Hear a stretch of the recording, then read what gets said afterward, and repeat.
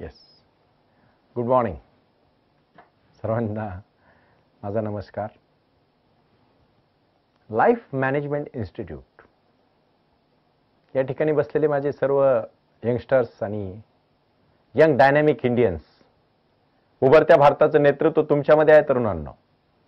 अंधार पडत चालला, एक दिवा पाहिजे, पुन्हा एकदा नक्कीच जिजाऊंचा शिवा पाहिजे असं आपण म्हणतो.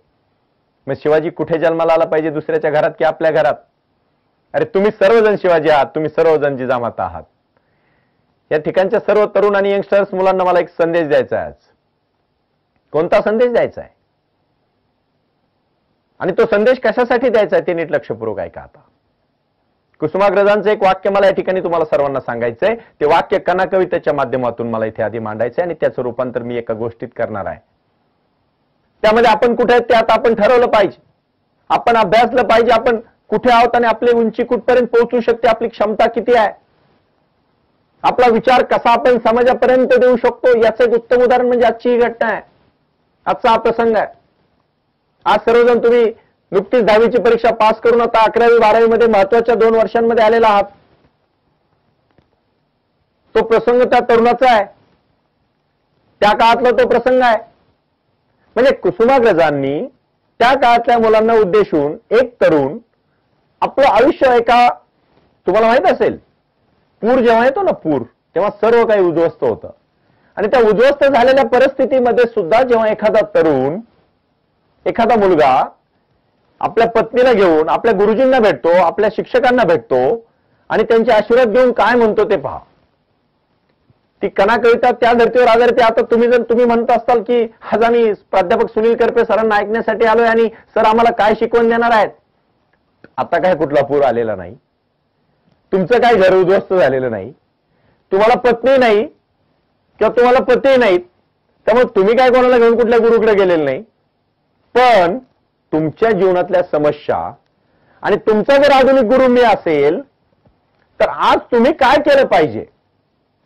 इथं बसणाऱ्या स्वप्नीलजींना वाटतं की मी काहीतरी केलं पाहिजे, आमच्या सर्व मित्रांना वाटतं की नाही नोकरी नाही केली पाहिजे, नोकरीवाल्यांना वाटतं नाही जॉब केला पाहिजे, नाही व्यवसाय केला पाहिजे, व्यवसाय केल्यानं वाटतं रे नाही व्यवसायाचं काही खरं नाही, नोकरी बरी. दुरून डोंगर साजळे दिसतात, तशातला हा प्रकार. म्हणजे कुसुमाग्रजांचा विद्यार्थी जेव्हा त्यांच्याकडे येतो तेव्हा पहा प्रसंग कसा आहे. पुराने त्याचं घर उद्ध्वस्त झालेलं आहे आणि त्या परिस्थितीमध्ये तो काय उत्तर देतो, काय उत्तर देतो बरं. कणा, कवितेचं नाव आहे कणा आणि प्रत्येकाला पाठीचा कणा आहे पहा. पाठीच्या कण्यावरती आधारित गोष्ट आहे. कशासाठी आपण म्हणतो ना मोरेन पण वाकणार नाही. अरे पण काय त्याचा अर्थ आहे. महापुरे झाडे जाती ते लवाळे वाचती. म्हणजे वाकायचं की नाही, वाकणे विचारांमध्ये असतं बाळांनो. माफ करा थोडं स्पष्ट बोलतोय पण ह्या गोष्टी फार महत्वाच्या आहेत. त्या गोष्टी तुमच्या जीवनाशी निगडीत आहेत, त्या गोष्टी समाजाशी निगडीत आहेत. आज बसलेल्या सर्व तरुणांना मला आव्हान करायचंय की किती बसलेल्यांना वाटतं उद्योगपती व्हायचंय. अरे वा. किती जणांना वाटतं IAS IPS व्हायचंय. अरे वा. किती जणांना वाटतं शिक्षक व्हायचंय. बोललाच नाही. अरे कमी समजू नका शिक्षकाला. शिक्षक माझ्या मित्रा चालता चालता थांबू नकोस, निवडलेल्या मार्गावर तू मागे फिरू नकोस. समाज आपली करील उपेक्षा विचार मनात आणू नकोस. पैशासाठी जग धावते, मानासाठी रुसू नकोस. शेवटी मात्र लक्षात ठेव, सत्ता संपत्ती सारे व्यर्थ, ज्ञानदाने व्रत आपले आहे त्यास महान अर्थ, आहे त्यास महान अर्थ. अरे किती मोठी उंची आहे शिक्षकांची. गुरुर ब्रह्मा गुरु विष्णू गुरुदेवो महेश्वरा गुरु साक्षात परब्रह्म तस्मै श्री गुरुवे नमः, तस्मै श्री गुरुवे नमः. आणि म्हणून तो विद्यार्थी आपल्या गुरुजींना जाऊन म्हणतो, ओळखलत का गुरुजी, ओळखलत का सर मला, पावसात आला कोणी, कपडे होते कर्दमलेले केसावरती पाणी. क्षणभर बसला नंतर हसला बोलला वरती पाहून, क्षणभर बसला नंतर हसला बोलला वरती पाहून. काय काय बोलला. क्षणभर बसला नंतर हसला बोलला वरती पाहून. सर गंगामाई पाहुणी आली गेली घरट्यात राहून. माहेर वाशिन पोरी सारखी 4 भिंतीत नाचली, मोकळ्या हाती जाईल कशी बायको मात्र वाचली. भिंत खचली चुलई विजली, होते नव्हते नेले प्रसाद म्हणून सर पापण्यांमध्ये पाणी थोडे ठेवले. गुरुजींनी सर्व ऐकलं. गुरुजींना वाटलं आता याला काहीतरी पैशाची गरज आहे, म्हणून गुरुजींचा हात असा खिशाकडे गेला. अक्षय हसतोय इथे. अरे हात खिशाकडे, आता खिशाकडे गेला बरंच वाटतं ना सर्वांना, पण तो विद्यार्थी काय म्हणतो ते पहा. खिशाकडे हात जाताच हसत हसत उठला, सर पैसे नको, जरा एकटेपणा वाटला. मोडून पडला संसार तरी मोडला नाही कणा, पाठीवरती हात ठेवून नुसते लढ म्हणा, नुसते लढ म्हणा, नुसते लढ म्हणा. अरे हे म्हणण्यासाठी आजही इथे आलेले माझ्या अनेक मित्रांनी फॉर्म मध्ये मी वाचलं, सर्वांची हिस्ट्री वाचली मी. बरेच जणांनी लिहिले उद्योगपती व्हायचंय, छान वाटतं ना. अँबेसिडर, आता अँबेसिडरचा जमाना गेलाय. ती गोष्ट फार महत्वाची पहा. विषयाने ओघाने आलं म्हणून 1 मिनिटात घेतो फक्त. HMT, अँबेसिडर आणि नोकिया कुठेच कमी नव्हते क्वालिटीमध्ये, पण ते काळानुसार अपडेट नाही झाले. नीट ऐका बरं का. आता प्रत्येकाने, मला माहिती आहे आता इथे बसलेल्या 150-200 मुलांमध्ये बऱ्याच जणांनी लिहिले उद्योगपती व्हायचे. छान वाटतं ना. मोठी BMW, मर्सिडीज, एकदम 2-4 सेक्रेटरी, काचेचं मोठं ऑफिस. अरे बाबांनो, त्याच्यासाठी कष्ट करावे लागतात. आणि ते कष्ट कसे करायचे, कष्ट करताना काय केलं पाहिजे, त्यासाठी आपण कसं झोकून दिलं पाहिजे, या सर्व गोष्टींचा विचार मला एका गोष्टीच्या माध्यमातून सांगायचा आहे. ही गोष्ट अमेरिकेत घडलेली आहे, ही गोष्ट सत्य आहे. या गोष्टीमध्ये त्याचा उद्योगपती जो कोणी मालक आहे तो आज जगामध्ये एका मोठ्या उद्योग समूहाचा मालक आहे. पण त्याची सुरुवात कशी झाली? अरे कशी झाली माझ्या महात्मा गांधींची सुरुवात? कशी झाली तुम्ही विचार करा. कशी झाली धीरूभाई अंबानीच्या रिलायन्स उद्योग समूहाची सुरुवात? कशी झाली? शून्यातून झाली. एक बीज झाड करू शकतं पहा.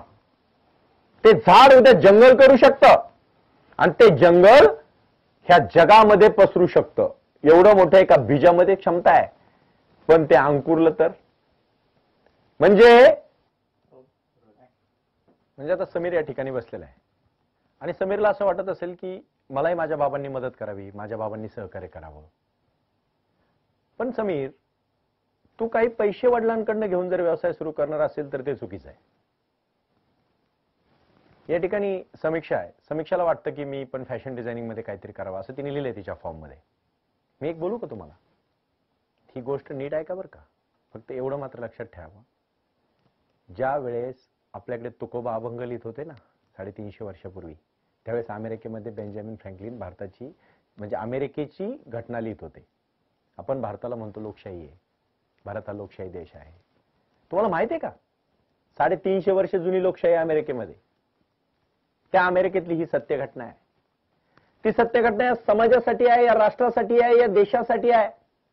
एका गरीब कुटुंबामधील परिवाराची घटना आहे, ज्याची आई वारलेली आहे, एक्सपायर झालेली आई. बाप आणि मुलगा, 15-16 वर्षाचा टीनेजर, तुमच्या वयाचा मुलगा आणि वडील एका छोट्याशा झोपडीत राहतात. पण लहानपणापासून मुलाला आवड काहीतरी व्यवसाय करायचा. काही करायचं माहित नाही, पण काहीतरी व्यवसाय करायचा. सारखा वडिलांना म्हणायचा, बाबा मला व्यवसाय करायचा, बाबा मला व्यवसाय करायचा आहे. आपल्यासारखे बाबा नव्हते डोळे वटरून पाहणारे. ते म्हणले ठीक आहे, तुला व्यवसाय करायचा ना, हरकत नाही. ते त्याला बोलवतात, आपल्या घरातला एक जुना टी शर्ट त्याच्या हातात देतात आणि त्याला म्हणतात, जा हा टी शर्ट आहे ना, तू जा विकून ये. तो म्हणतो, हा टी शर्ट विकून ये? हा टी शर्टला कोणी फुकट घेणार नाही, त्याला मी विकू कसा? पण वडिलांनी सांगितलंय. वडील म्हणतात, मी तुझ्या 3 परीक्षा घेणार आहे आणि 3 परीक्षेमध्ये जर तू यशस्वी झाला तर तू उद्योगपती होणार, त्यात मला शंका नाही. तो म्हणतो ठीक आहे. स्वप्न मोठं असतं बा. कधी कधी काय होतं ना, एवढं मोठं ध्येय पाहिजे की तुम्हाला तुम्ही केलेल्या कष्टाचं आहे ना अजिबातही म्हणजे तुम्हाला मग वाटतच नाही ते मी कष्ट करतोय म्हणून. आणि बरोबर का गंमत, तो टी शर्ट घेतो. वडील म्हणतात, पण एक अट आहे माझी, $20 हा तू विकून आला पाहिजे. पण ज्याला फुकट कोणी घेणार नाही त्याला मी $20 कसं विकू? पण वडिलांनी सांगितलंय. तो टी शर्ट घेतो, त्याला धुतो तो व्यवस्थित, त्याला प्रेस करतो आणि मग तो टी शर्ट घेऊन तो मार्केटमध्ये जातो. बळ प्रयत्न करून तो $20 तो विकून येतो. आल्यानंतर त्याला फार आनंद होतो. त्याला वाटतं वडील माझं कौतुक करतील. म्हणजे अर्ध्या आळकुंडाने पिवळं होणारे नव्हता तो पहा. वडिलांनी कौतुक केलं नाही. तुम्ही अलीकडे दंगल पाहिला का? दंगल, त्यात ती मुलगी शेवटचा डायलॉग म्हणते पहा. म्हणजे आमिर खानची जी मुलगी दाखवलेली आहे ती शेवटी म्हणते, पप्पा ये शब्द सुनने के लिए मेरे कान कितने सालों से तरस रहे थे आणि तो शेवटचा एक शब्द वापरतो, शाबास. म्हणजे आपल्याकडे काय कशालाही शाबास म्हणतात, अजिबात चालत नाही तसं.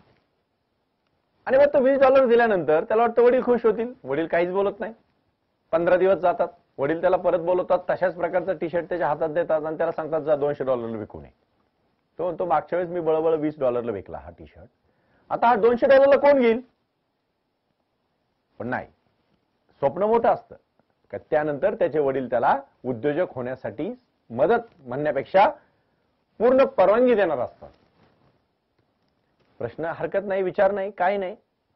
वडील तो टी शर्ट देऊन त्याला सांगतात जा $200 विकू नये.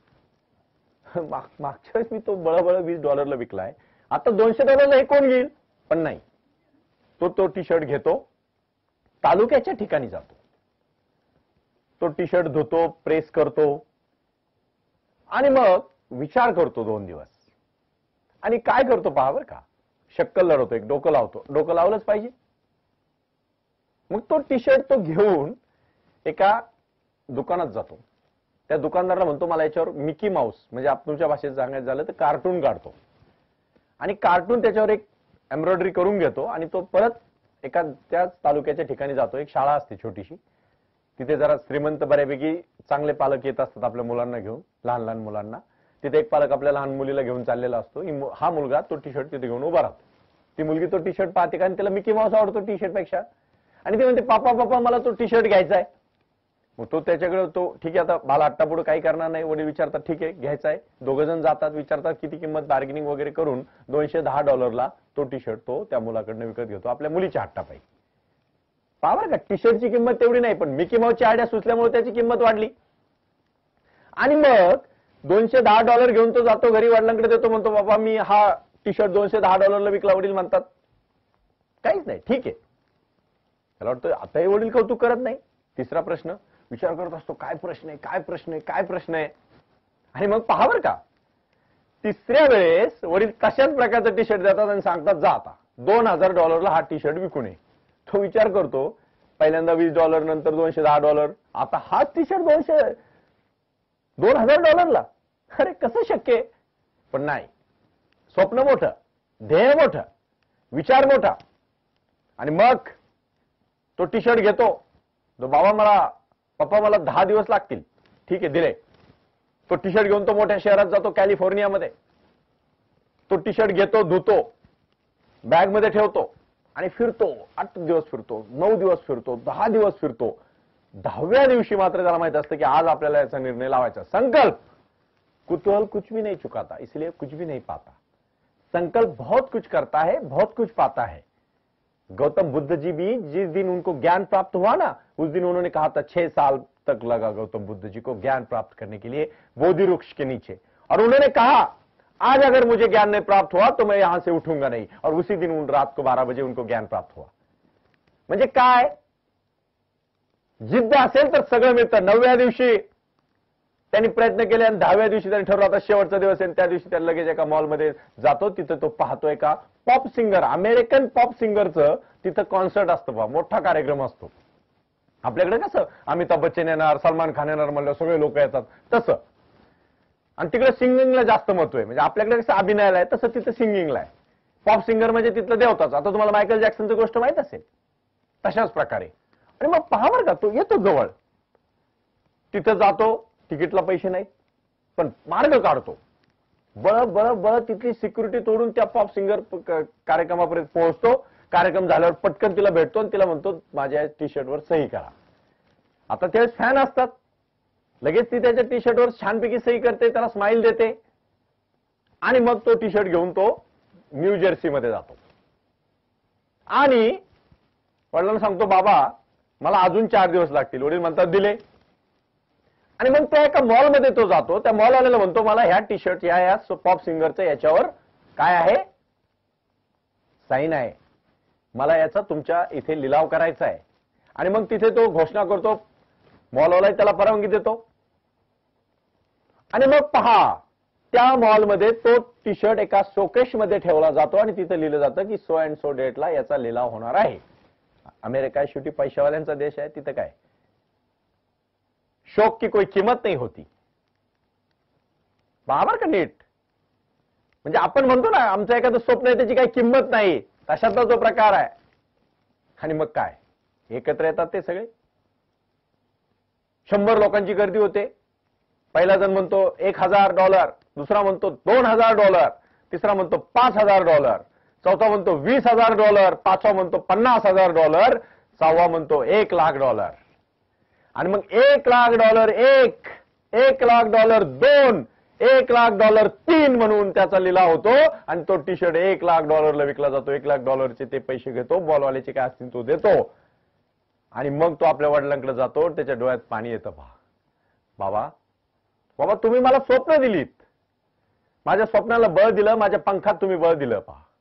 कबूतर, अगर आप चाहोगे तो आप कबूतर को ईगल के पंख बिठा सकते हो बच्चों, लेकिन आकाश भरारी मारने के लिए आपके खून में ताकत होनी चाहिए. कोई बिजनेसमैन अगर बनना है तो आपके खून में ताकत होनी चाहिए.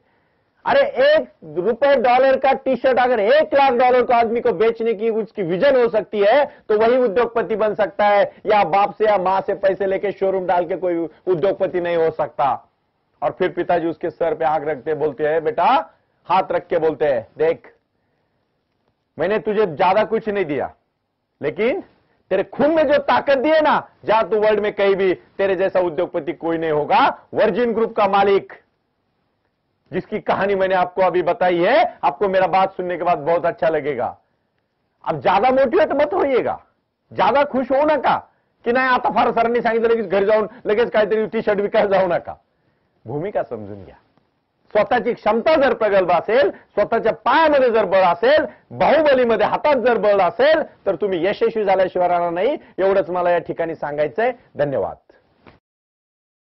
Please share and like this video and subscribe our YouTube channel. Thank you.